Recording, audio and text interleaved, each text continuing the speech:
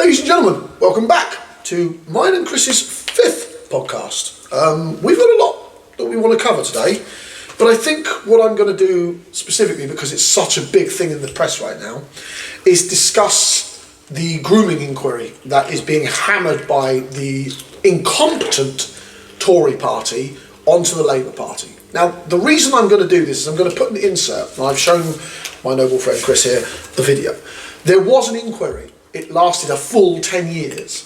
We've already had a 10-year inquiry during 14 years of Tory government, and the Tories didn't implement anything. Largely a Pakistani problem. What is the data saying? That it isn't. It's mostly white people. 3.9% of group-based offenders are Pakistani, and 85% are white. The reporting has been very heavily focused on Pakistani men and heavily focused on the offences committed against white girls. And you can see from the data that the highest proportion of those offences is actually committed by white men. It impacts on the confidence of the victims coming forwards from other group-based offending. So if you were to have a national inquiry into Pakistani grooming gangs, you would be ignoring 90% of those grooming gangs. And that only makes up about 18% of all group-based offences, which in itself is only 3.5% of all child abuse. Victims of Pakistani grooming gangs, a lot of them do want a national inquiry. I think what's being highlighted here by the police is that there are a lot of people who are victims of child abuse. You know, if you had a national inquiry specifically into this one thing, that might discourage people who've been the victims of other forms of child abuse. So now that you've come back and after seeing that video, which I've inserted from it, and admittedly it has clips that have coming from both TikTok and also from non-social media, which is the video inquiry involving the superintendent whose interview you've just seen. Go on, Chris, give me your opinion. Absolutely disgusting. Why is it taking them that long to sort something out? The inquiry would have taken 10 years. Yeah. So now they're calling for a second inquiry. Why do you want another fucking 10 years of inquiry? Why do we need something to be inquired again on when it's already been done? When, if anything, there should be independent action from that inquiry and fixing the issue in hand. The inquiry only finished in, I think it was 22 or 23. So it's literally within the last couple of years, the inquiry's only just finished, and the last So they've literally had basically, say, almost a year to do something about it. We've had a Tory, we had the Tory government, I think it was, that was in charge under 𝐟𝐸 Sunak, literally, the one that just previously collapsed from 𝐾𝐨𝐧'𝐭, did nothing of the inquiry's inquests. Nothing, not a single thing. And I think that is an important fact the country needs to realise. Let's take a dive at the scope of this. The legacy press, the filthy fucking Murdoch press, want to focus on 3.9% of these disgusting kiddie fiddlers. Now, Chris knows my opinion on this. I would take every single child molester round the back of the chemical sheds, done. The lot, I don't care who they are. The whole fucking lot of them. I'd personally just leave them on island with nothing and see how long they last. Yeah, I'm saying just white, black, pink, polka dot spot, the lot. The problem being is liberal law doesn't allow us. If the very tiny minority of British Pakistani grooming gangs, let's call it what it is, were handed over to the Muslim elders, you would never see them again. They would vanish. The business would be disposed of, but liberal law prevents us from cleaning up this mess. We would clean it up. Billah, we Muslims would clean it up. You would never hear from it again. There wouldn't be a single Pakistani man that would ever look at another woman again once the Muslim elders had dealt with it. But liberal British law does not allow us to deal with it. And this is the fundamental problem we have in much of these conversations. And as you've just seen, 3% of all grooming gangs, which make up less than about, 18% of all child abuse. Roughly, yeah. That's insane. So 3% of child abuse, 85% of grooming gangs are white, 3-point-something% are Pakistani, and then that only makes up about 18% of all sexual abuse or abuse for children. The legacy press are hyper-fucking-fixating on everything you see. And it is quite beside, and it's clearly an Islamophobic approach. They clearly want to attack anything that's not white. There is an agenda behind all of this, and it's a disgusting agenda because we're all human beings. We all pay the same fucking tax. We all obey, relatively speaking, we all obey the same law. We all uphold the same kind of society. We're all driving down the same roads. I don't get this mentality of mistreating one group of community members to another. The Rupert Murdoch's press and all the other British presses would never, ever, ever remotely fucking dare do this to, let's say, the Romanian group, or let's say the Polish, or heaven forbid the fucking the Ukrainians who are suffering from a war themselves. And why? Skin colour. There's no other fucking reason behind it. It's literally just them voicing their own opinion and thinking, no, we don't want them here. For whatever reason. I prefer, and I don't even like Tommy Robinson, I think he's a scumbag. And I'm going to get onto the Tommy Robinson and Elon Musk business later in the podcast. I fundamentally find that our political establishment are unwilling to just turn around and say to these race-baiting nutcases, who I genuinely think Nigel Farage is one of them. He's a closet fucking racist. He's supported by closet racists and some really right-wing, nasty rhetoric behaviour. Well, he's obviously saying the right stuff to them in order to get their support. So. Yeah, absolutely. And we'll go into this, but the grooming scandal was perpetrated through an ignorance of Labour's early governments, where we're ignorant, and absolutely everybody involved should be policed. Everyone involved should be disciplined. Every part of that inquiry, the previous one that we've just closed, should be implemented. And I think that's important for me and Chris to mention. We've just had an inquiry. When you look at the length of life of inquiries, they last 10 years. It's only frontline news because another group of grooming gangs have just been fucking found. That's it. We have a 10-year fucking inquiry already held out. Let's implement it. And that's the one, and I'm going to hold myself here, Chris, because I really do feel dirty. The Prime Minister, who I'm not a fan of, has actually said that, and I actually, touch wood, support. He's doing something actually right. Yeah, makes a fucking change. And I'm not a big fan of the Prime Minister, really not. I think the man is a very treacherous human being who has violated every moral standard he has for his party. I'm not a pro-leftist, but I'm definitely against anybody who burns their own bridges for an economy that they've already collapsed. And that's just beyond disgusting. And I just genuinely believe that our viewers should see the extent of the disregard to society that is given and the malice in the British press, assuming intelligent people like us won't actually say something. It's absurd, it really is. But, as I said, I would be happy to hear your opinions online, one way or another. I really would like to hear what people think about why the previous wasn't directly implemented by Rishi Sunak and all of his minions, because it happened in his term, and how the Tories think this is such an important factor now that they're out of power and didn't implement it. Remember, they're the party, many of those front bench, many of those shadow ministers right now were in the cabinet of Rishi Sunak. Why didn't they implement this? If they were so important to them, why wasn't it implemented then? Because they didn't want to get their feet dirty whilst they were in power. Let's put it down to it. It's a straight up thing. They didn't want to deal with the situation whilst they were in charge. So they're passing the buck. Absolutely. And now that a new group, and again, I stress the point, the Muslim community would clean house. These men cannot come back to our community. They're not invited. Pakistanians are very, very family communal based people. If they find out you're guilty of this, you are never going home. This is another thing that the ethno-nationalists who fucking hate me, and they hate me online anywhere I go, because I'm a white man who adopted a Middle East religion. Where the fuck do you think Jesus comes from? You know this place called Bethlehem? It's also in the fucking Middle East. And the fact that there's supposed to be rumoured that Jesus was a Jew as well. He is! Yeah.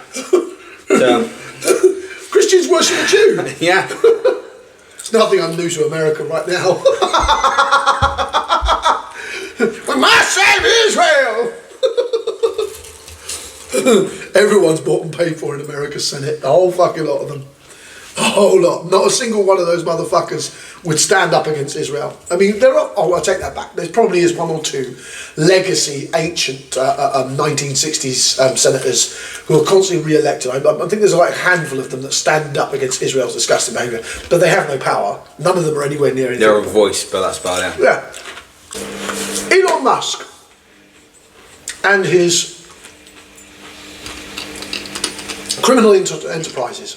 This is a man, since we're rolling on from ethno-nationalism, that at one point backed Nigel Farage and then changed him up for Tommy Robinson. Now, this is something we should talk about. And the reason I say this is because Tommy Robinson is one, a Zionist, two, an ethno-nationalist. Elon Musk is a South African from apartheid South Africa. And a Zionist. You see the pattern here, Chris?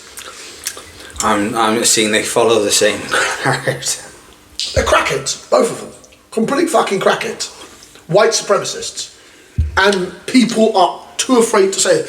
Why is a tech billionaire sticking his fucking hand in our country's business?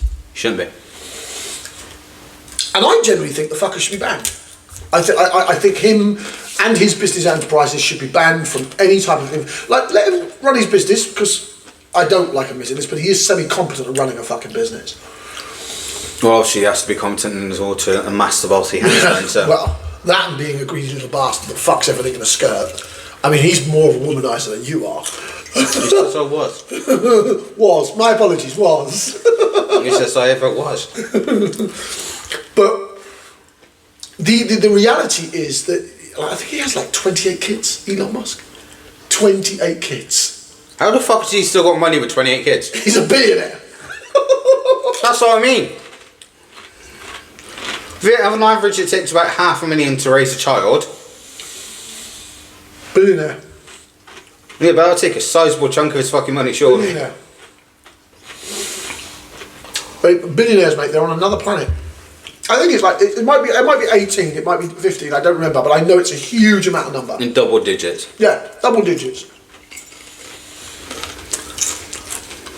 And Musk is just like, he's one of these trolls, and the internet is rolling back on safety measures. Because of people like him, Meta, Instagram, they're rolling back on their people's opinion positions. And what it basically is dog whistling to the alt-right.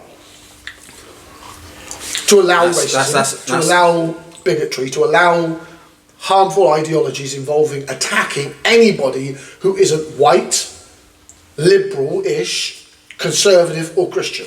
This is the ideology that they're generally applying.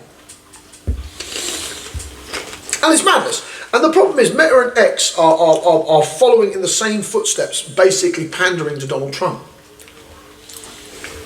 And it's a continual slide to radical right-wing politics that we have been engaged in. And we've been moving in this direction because no one's willing to challenge the status quo. No one's willing to say, hang on a minute, that's a bit fucking wrong. You can't talk to people like that. You can't treat people like dog shit. Which is what Musk and all of his ultra-right-wing rhetoric want to engage in. They want the freedom to say what they want, and you are free to say what you want in the West. You're not free from the consequences. And I think that's an important factor. People need to realise that the countries that these people operate in grant them the ability based upon either their popularity, because we see, let's take an example of someone who got away with something. Will Smith got away with smacking Chris Rock because of his popularity. Kanye West got away with mistreating Taylor Swift because of his popularity. Do you know what I'm saying? I know this is going back a bit, but I'm giving you an example of how incredibly influential people, some rules and laws do not apply to them. Yeah, but there are also people with money which I think is paying more into the hand of that. Oh, of course, absolutely. But the reality is if we are allowed this kind of sliding, ever-inching sliding towards the authoritarianism, we will lose what it means. Yeah, if, say, for example, me or you went up and slapped Chris Rock or Will Smith or done I'd be away. No, I'd be in prison for a long time. Before we could even click our fingers, would be a puff of dust. Stuck in the deepest, darkest corner of jail cell possible. Don't get me wrong, I love Chris Rock. I don't see the reason why anyone would want to hit him. His joke was brilliant, and then no, hang on. Let's contrast that. It was a joke. Yeah. Instead of taking it up with Chris Rock after, saying sorry, dude, that I find you took that just a little bit far, and settled it like like actual civilized men. Will decided to act upon his woman. The problem being is less than it. What was that smack? Was that a year ago, 2 years ago? Roughly that. She's left him. Jada fucking Smith left. She left him.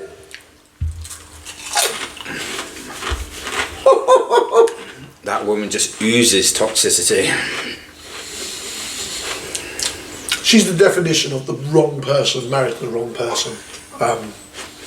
It's the definition of don't go there. No. And I mean, I understand Will's position. He loved her. Since we're getting off tangent from politics, but we're going to culture, but he loved her. And he loved her blindly. And you can tell he loved her blindly. He had no reason beyond his actions. Yeah. His reasons were only to please his woman. Well, and I have a relationship that has to be 50-50. It has to, not just, when I say 50-50, I don't mean a man not doing his duty of paying for the bills, looking after the household. I mean give and take when you're in the relationship. Conversations, agreements, disagreements. Balance. Whatever the balance is obviously between each relationship. A balance within. Balance within. Yeah. We're not talking about a man's responsibilities or a woman's responsibilities inside those relationships, because each dynamic is unique to each individual. But there was no balance between him and his wife. And this is why he acted in every possible way to try and save his marriage. And I think it was fair. I personally would have stood there, sat there and laughed with him. He did laugh to start off with, and then looked at his wife's face. I would have been fucking in stitches. Bitch, you're angry, leave. I'm here having a laugh. This is why I'm not married, isn't it? No, it's not a little bit. I'm not married because I'm a cunt. Let's just put that where it is. I'm married because I choose the wrong fucking ones. Yeah, all the time. I know. I'm getting the fucking grey hairs talking you out of them. I'm starting to have to use dye now, and now the bastard wants to make a comment about the haircut. You know, come on, you're actually groomed for once. Yeah, it makes a change. Here we go. Yeah. As a priest singing that, I'm always looking trim and proper. You're actually looking trim and proper today. That makes a change, doesn't it? You still need to update your shirt and actually have some copper on. But I know people are going to say, "Why are you wearing a hoodie?" It was still better than that. Probably is. I mean, I wear various shades of black. I mean, everybody who knows me knows that. It's black. When I came in with shorts at our previous workplace, we won't mention where, I remember a female manager asked, "Oh, Sean's wearing shorts," and Chris goes, "I bet you they're black," and he didn't even look up. Yeah, they're black. And I didn't even try to make it my personality. It's just because I don't like wearing light colours. I generally have. It's either brown, darks, or generally. I said you could have colour, just dark colour, apart from black. Yeah, this is a dark colour. Yeah. I've seen. But some even of your then, I've seen some of your shirts. No. Do you want me to wear something more extravagant for next time? Do you? You're terrible. You are absolutely terrible. I've got a nice bright yellow hoodie I could bring down for next time. Oh my god, the gaudy shit you wear. And this is why all of his friends think that he might be a little camp. Absolutely not.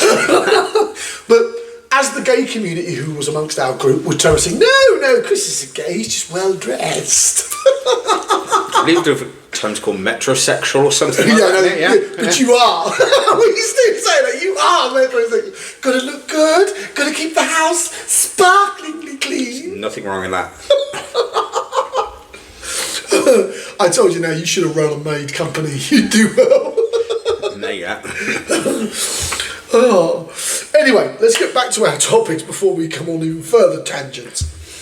The UK's financial systems are in dire fucking straits. Our country is looking, and I'm back to slagging off the Prime Minister, as everyone could probably expect. I genuinely find that the Prime Minister and the Chancellor have no idea what they're doing. the fastest way to stimulate our economy would be to reform our tax system. I know, I'm back to the tax conversation. We'll move on from that. He loves the tax situation, he really I think does. it would really save us. But as a rule of thumb, I don't think we should be turning down Chinese aid for investment. Investment encourages growth, yeah, and exactly. then growth encourages better economy. Absolutely. How is that? The problem being is Not understood. Britain goes in a two-handed way. Britain goes over to China and says, come over and invest in us, come over and invest in us. Which the Chinese are like, yeah, we like investing our money in everything. The problem, and I know that was very racist. My apologies. The fact of the matter is the Chinese like to invest in everything, but they want stability. Now, the problem being is, on one hand, we have Britain's Chancellor and her business personnel over in China in trying to encourage Chinese to invest in us, at the same time berating the Chinese for how they run themselves in their own country, because they want to stay good with America. You can't have your fucking egg and cook it. You can't have your cake and eat it as well. No, how simple is the fact that... Don't tell the Chinese how to run their fucking lives when you're asking them for investment. I'm going to say, if you want them to invest, you just go over there and say, I would like you to invest, and just leave whatever they do out of your mind. GTX is not your business. It's not your business. And I think Britain is not... Get the hint, Elon Musk, it's not your business. Yeah, Elon Musk. Respectfully, if the man ever sees these videos, please fuck off out of British politics. We don't want you, we don't like you, we don't recognise... As a businessman, fine. Politics... Perfectly said. Because, and I mean, and to be fair, I don't even want him here because, again, he's a person who praised the apartheid regimes.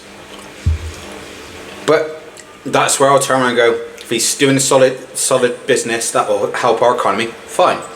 But then Keep your fucking opinions to yourself. But then you keep your own opinions to yourself. If you want to express it on your own platform or whatnot, that's fine. But keep your nose out of our politics. Yeah, absolutely. I just genuinely think that because I think as a foreign billionaire, a US citizen, trying to invest in British politics whilst coming from an apartheid South Africa, supporting Tommy Robinson, probably one of the worst modern racists we have, that tells you a really good idea on Elon Musk's kind of politics.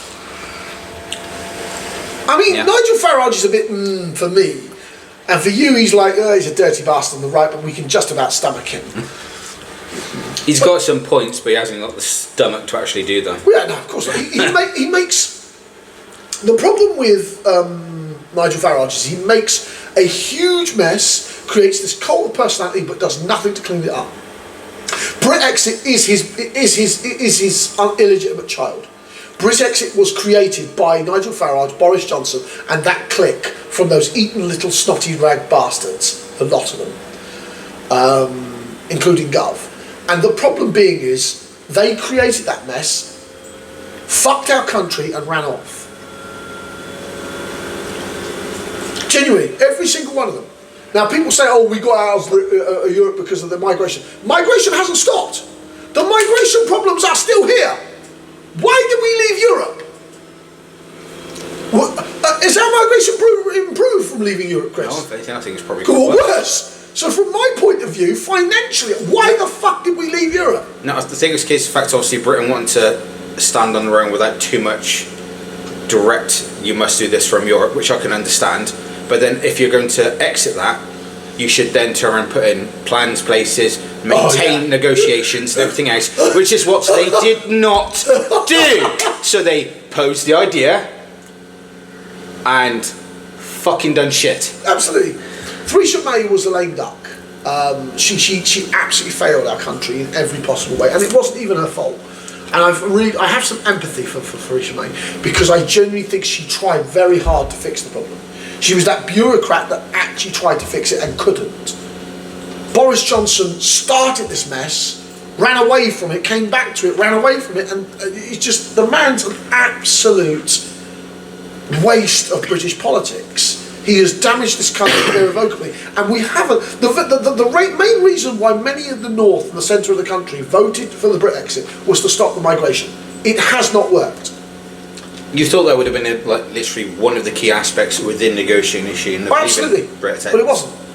It was protecting the city. It was protecting the City of London's financial investments. But because the fact they didn't do that and pissed off our neighbouring people. France. Everybody. The whole raising problem with the 14 years of the Conservatives, including Brexit, was they didn't negotiate with France any meaningful form of conversation about the border. And that should have been top priority. Absolutely. If immigration was such an important factor, why wasn't the border control the first and second and third thing you should have been talking about? But it wasn't. So, from my point of view, we left Europe to benefit my countrymen and women, which, you know, fair enough, you want to do that, involving them getting away from the migration problem. Your migration problem is still a problem. And we are poorer for it. Didn't solve the issue. No, it didn't. In my opinion, I think it exasperated it. And this is why the UK financial crisis that we're in today is based solely by the fact that we were borrowing so heavily during COVID, during these things, when we could have had the European bloc financially benefiting us if we were part of Europe at the time, instead of the bloody cool down. The 18-month cool down and then we leave. Theresa May should have pulled the plug on that immediately during COVID. She should have said, right, we're pausing this, let's get COVID sorted. Kicked it down the can. Now, of course, the Tories would have been angry. Oh, no, we would have never have got out. Well, what if getting out has done us? We've economically savaged ourselves for a prize that Britain hasn't got. The migration problem is no less or better than it was when they didn't do the foundations when they said that. Absolutely not. And where they were spouting this, that, and they'll do everything else, but really it was all talk and no action. Social media bans going on in America. Your thoughts? Bans are a bit extreme. I can understand obviously like age restrictions and everything else, like to obviously limit the amount that the younger people are influenced by what's on there, because there is a lot of dangerous material on there. No. I could understand that entirely. Bans should only be incurred when you infringe on obviously the terms. National security is what national security. They won't tell us what it is though. Yeah. That's the fundamental problem. No. They won't tell us what the national security threat is. Yeah. Then they should turn around and say, you breach this. Which then we go, okay. You see, somehow the Chinese Communist Party could theoretically weaponize things like TikTok and the data to influence America's democracy. Like Meta isn't trying to do that every day. Like Facebook isn't trying to do that. So basically they're worried about someone else manipulating someone else doing the same thing they're trying to do. Absolutely. So it tells you. In this case, your band's bullshit. Yeah, it is. But to be fair, well, the funniest thing I saw recently, and it's only been going on the last week, do you know what Red Note is? I've heard of it. It's the most downloaded app both in the UK and America right now. And it is directly owned by China and housed directly in China. And hundreds of thousands of Americans and Britons are fucking off to it right now. It is hilarious. Hang on, so they're posting a ban for an app that's actually in Singapore. That's Singapore when they got... Singapore, an independent country, not China. Not China, America. Singapore is not in China. Not in China. And because of the fact you've done that, everyone's gone, fuck you, and gone to a separate app, which is in China. Is run by the Communist Party. It's called Red Note for a fucking reason. See, your plan's backfired. Gen Zers and young millennials make me laugh. They are the definition of middle fingers. Hang on, you're going to stop our shit. Alright. We'll just fuck off. You're worried about us giving them their data. We give it to them freely. Your plan backfired. And they were all expecting to go back to Meta and Instagram, and they didn't. No, they went the opposite way. Meta's stock has crashed because of all this. Because he's given millions and millions and millions to the Senate. And this is the reason why I never invested in social media. no, it's fucking, it's chaotic. It's almost as chaotic as investing in gold or US bonds. Seriously. Gold's okay if you actually know what you're doing. But if not, don't bother. It's just, the economy is... Buy gold, actually physically buy gold and hold on to it for when you need it for emergencies. I always encourage that. Buy small amounts of gold and silver for each of you to have emergency funds. There's no one in the world that won't use gold or silver. You offer someone silver. It would be one of those emergencies. It would be a currency always. Yeah, it's valuable. Because of how valuable it is. Yeah. But the fact that the stock of Meta has plunged over this fiasco, and nobody's going back to Instagram, and nobody's going back to Facebook. I'm on both of those apps, but they are always a lesser application for what I want to do. I think we should go to Red now. What's that song? Dong Swang Xin or something like that. That's not a bad idea, Chris. I might build us a fucking goddamn Red Note page. Why not? If all the Gen Zers and everything. Yeah, that's all the people we want to talk to again that way. All right, that's where we're off to, Chris. But no, I find that our society really, as the generation below the Gen Xers, my gen, because you're a millennial, I'm a Gen Xer, the ones younger than me, where my generation grits their teeth and gets on with it. And we're called the forgotten generation for a reason, because we just like, fuck off, leave us alone, we want to work, we want to mind our own business, we want to pay our bills and be left alone. Your generation and younger, they just don't give a fuck. They want war with the boomers all the time. It's like your generation, like, come on old man, I'm going to slap you. And it increases me. I might be born in the millennials, but I've definitely got more your mentality. Yeah. You're a zillennial, which is the betweeners of older millennials and younger Gen Xers. And the Gen Xers are a generation of, we don't care, we want to be left alone. Some of us do. Like, there are very few Gen Xers that will actually get involved in stuff. But the young millennials and the Gen Zers, they just don't give a fuck. They'll pick a fight with anyone. And they're absolutely fearless about it. And it's funny as hell watching it in social media. Because the fact that 700,000 people from America, 100 and something thousand people from Britain joined Red Note in a week from the TikTok ban. Within a week. The stock on metal went nosedive. It's just beyond horrific when you think about the damage that it's done. I don't know how Zuckerberg must be looking at that right now. His own other investors must be fucking screaming at him. He must be. Because he spent millions on that lobby. Millions. Bare bones. He thought everyone would come back to These are Gen X, these are Gen Zers, mate. They don't fuck around. They know you're responsible for the ban. They're not going to come to you. I don't know how you saw that coming. Did you not think before you implemented it? You should have hired yourself a Gen Zer and asked them, what do you think will happen if I do this? Well, Mr. Musk. Mr. Zuckerberg, sorry. I have a distinct feeling he probably did hire that sort of angel group, and the ones we got were so far up his ass. We're going, it'll work. No. I think that would be the insider idea. Yeah. They're like, let's fuck Zuckerberg.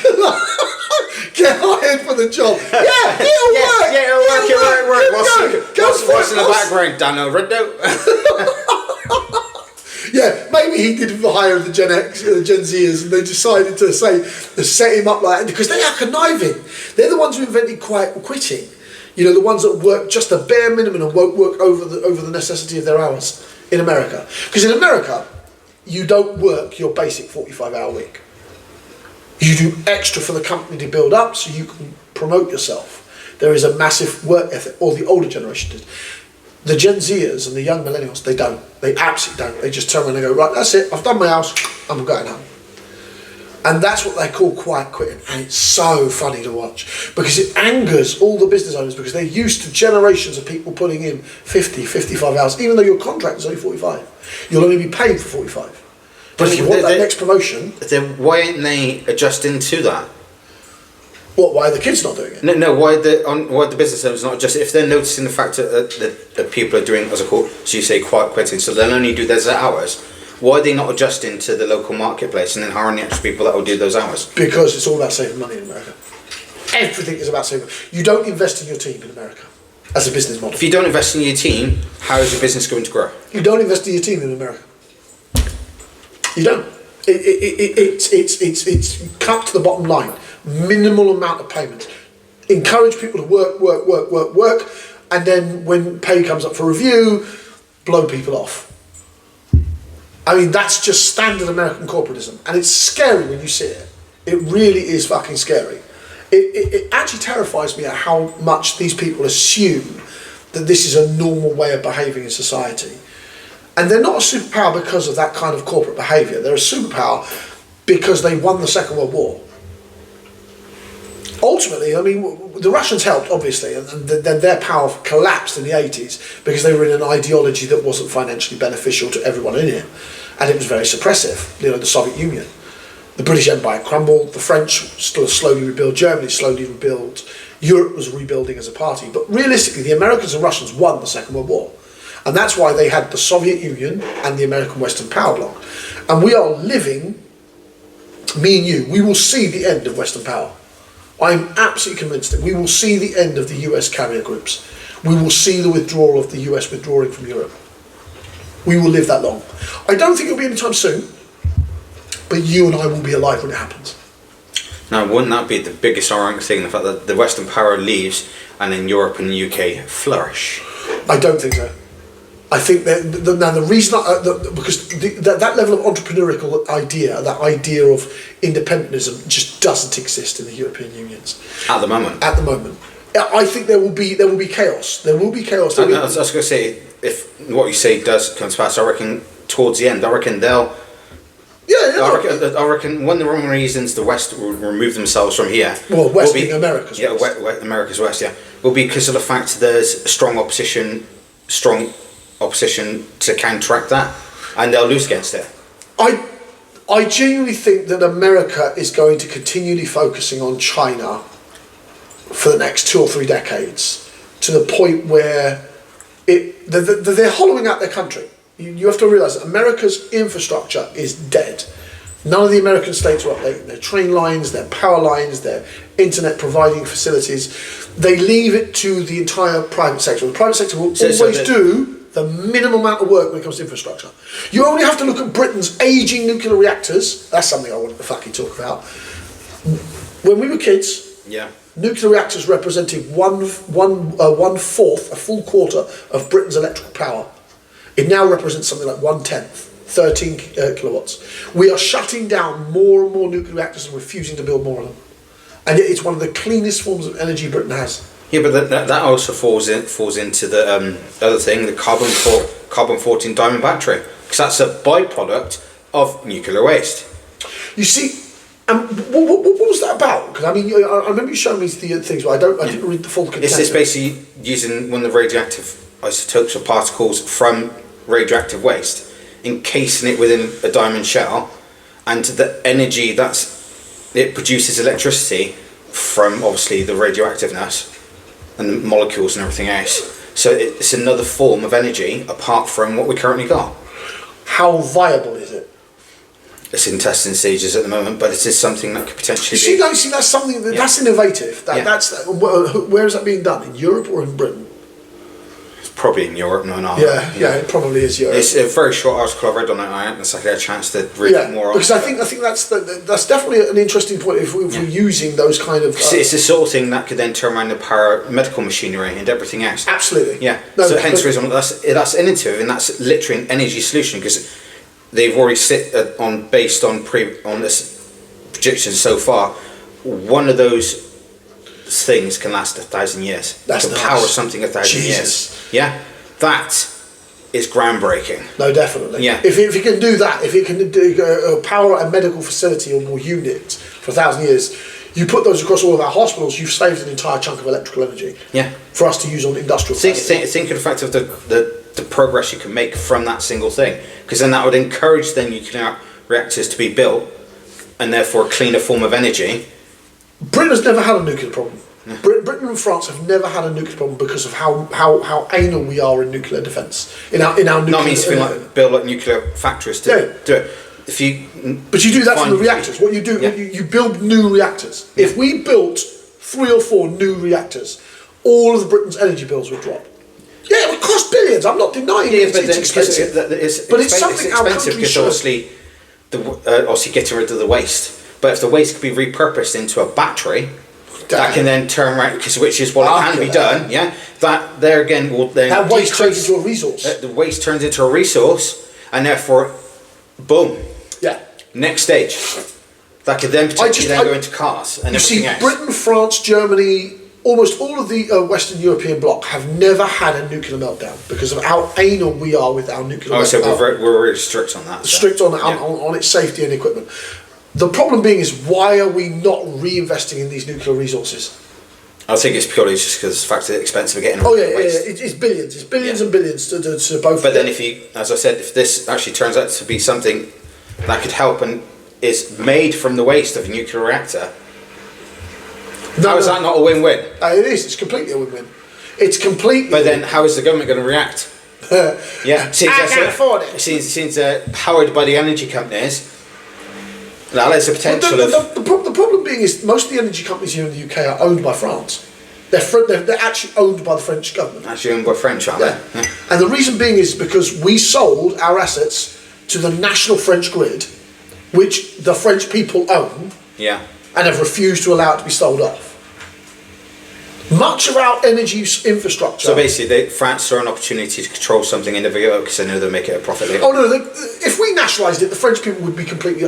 I think the French people would be completely fine. The French government and the French elite would be angry, but the French people would be fine because the French don't understand why we haven't nationalised our energy grid and our water grid. They think it's crazy. Why haven't we?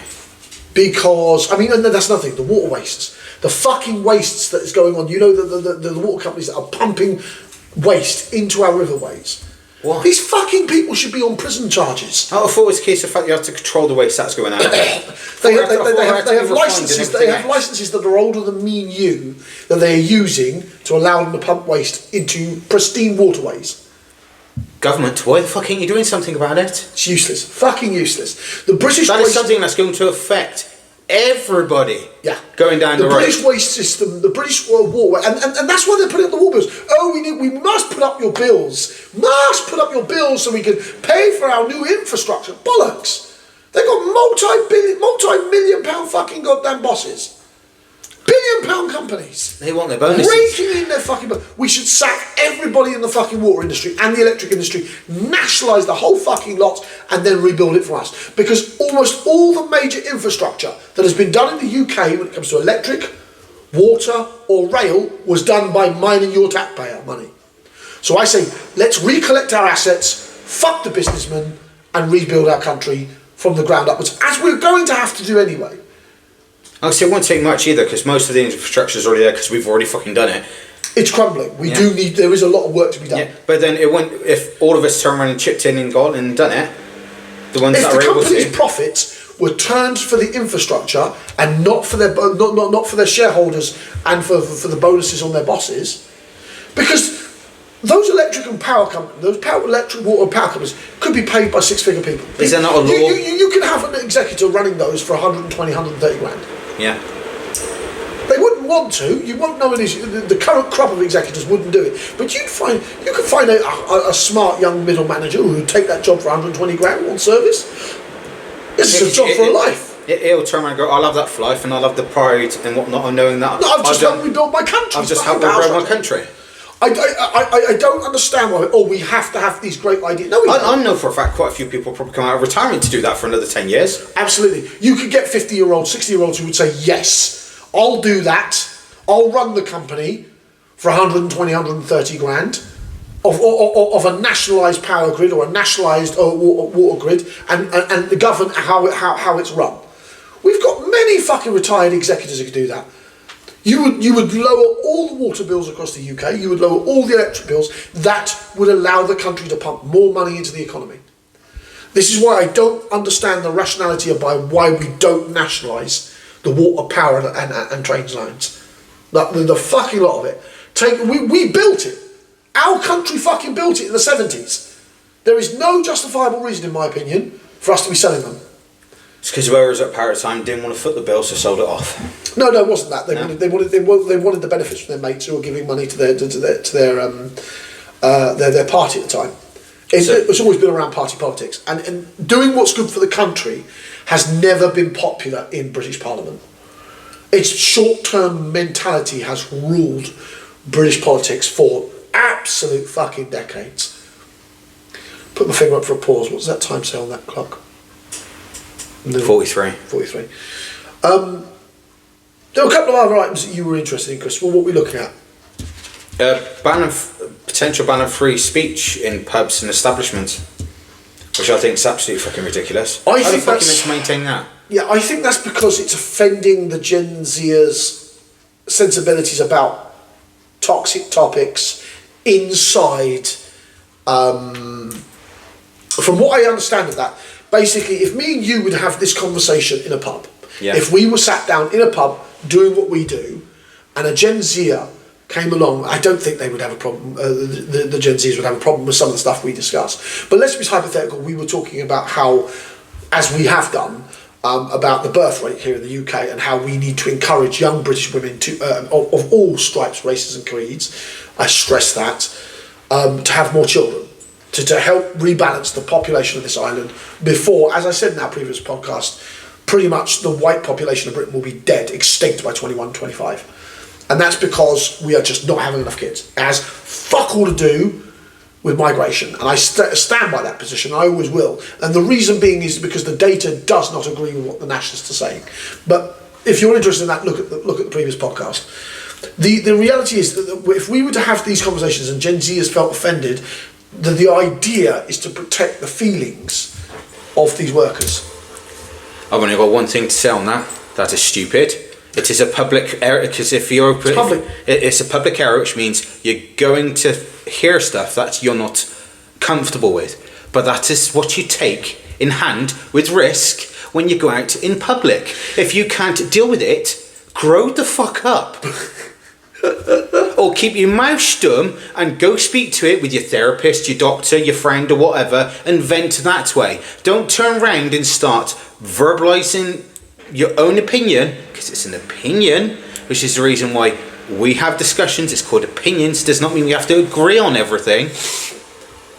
The nature of the law that's being discussed is, I don't even know if it's been passed yet, is designed to protect work environments from possible persecution of minority views. So I can be mildly sympathetic towards the goal. I like the goal, but like much of what Britain's political system is, it's fucking terribly implemented. Then if it's a case of the fact of protecting the workers... A better way to do this, in my opinion, would be that you would have signs on the workplaces. This is not a place for you to discuss politics and controversial events. Please provide not doing so. Yeah, so leave it within the hands of the business. Yeah. Because then they could turn around and go, look, I know you want to talk about it, but it will only cause arguments and issues within the establishment, which we would and then allow establishments that do have no problem with it. Yeah.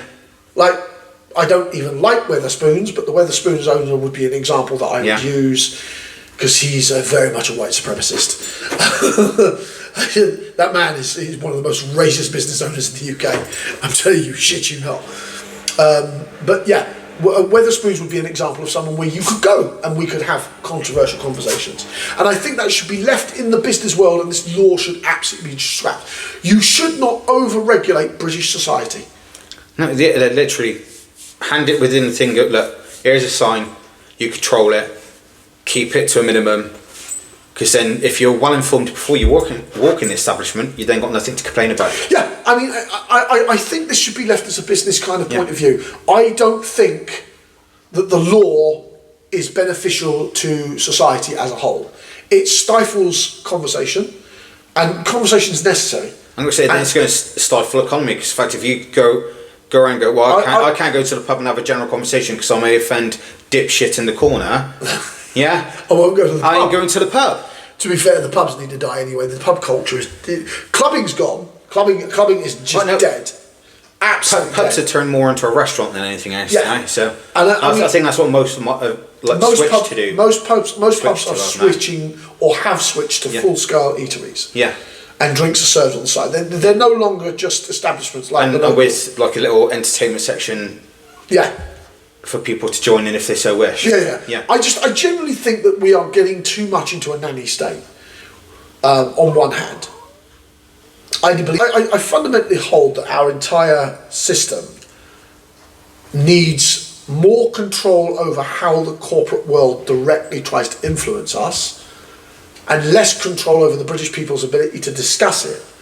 So we need to flip the systems that we have currently, because at the moment we've got a system where the corporations and their masters, the owners, tell us how we're supposed to think, and we have theoretical freedoms, where we should flip it on itself. We should be the ones controlling our natural assets, whilst we, the citizenry, have the right to discuss whatever the fuck we like. Yeah. And I mean, and that includes being offended. I'm offended by ethno-nationalists and Nazis every day talking about my religion. I don't bring it up every fucking 5 minutes. In fact, I barely mention it. That's the first time you have mentioned it. There you go. Because I think I mentioned it maybe briefly in one of our podcasts. Yeah. I'm just for caution, I'm not sure I have. But what I'm trying to get at is that people have to grow in an emotional thicker skin. I find that the world is too thin-skinned in this environment, in this society, in this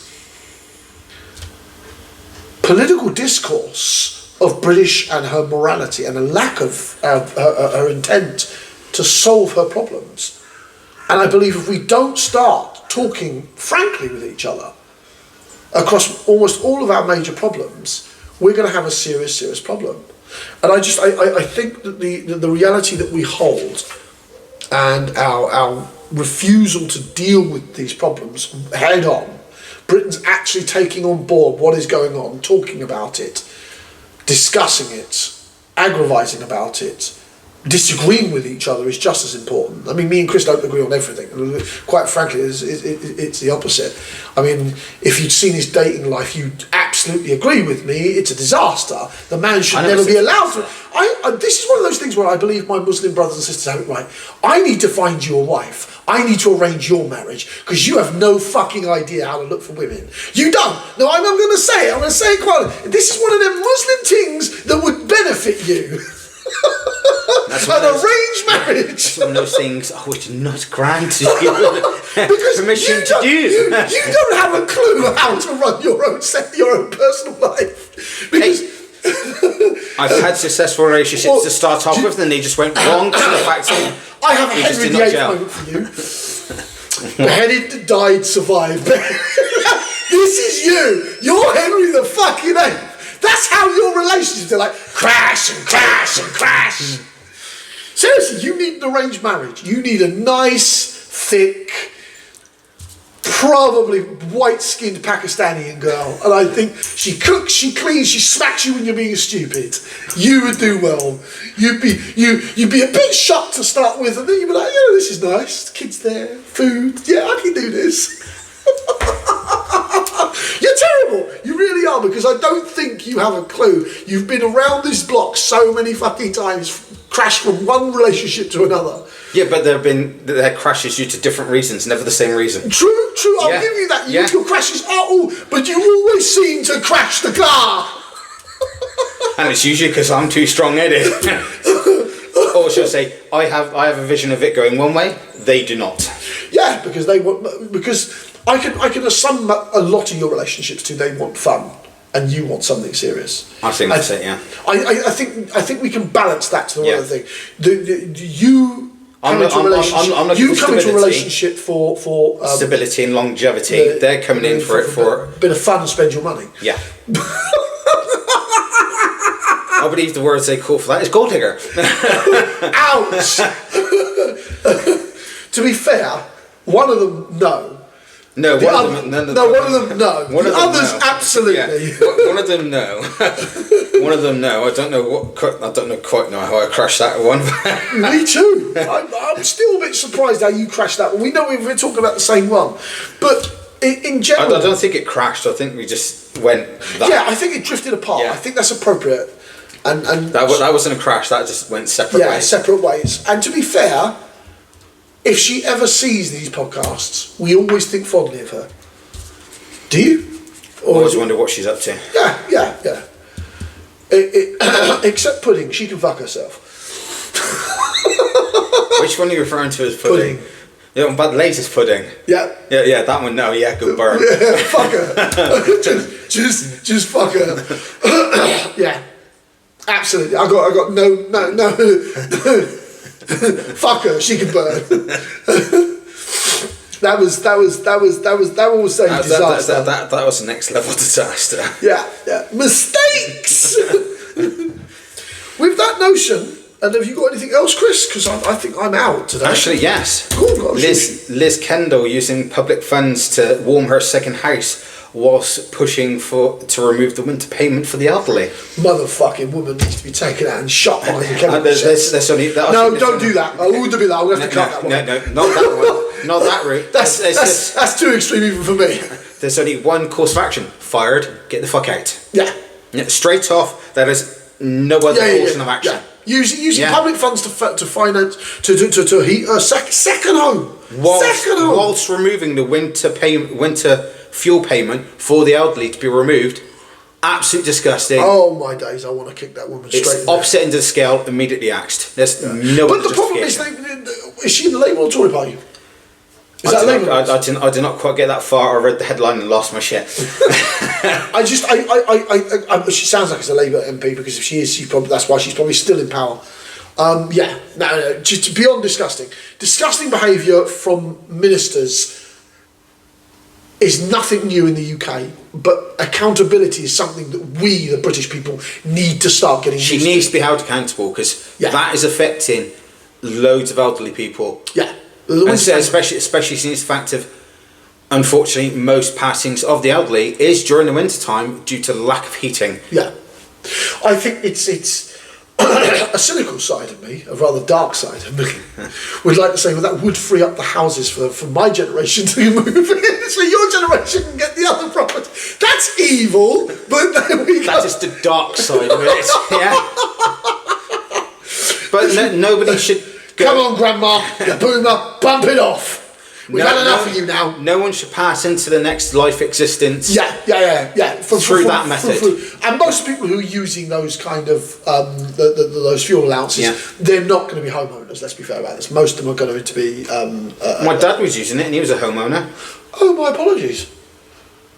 Okay, no, I'll give you that. I would have thought it would come from. No, it was to all elderly. It usually a case of the more ones that are under health risks than anything else. Yeah, and again, I think that's disgusting. Yeah. But again, the government has to save money, and in my opinion, I think the people that they should be saving their money from should be the banks.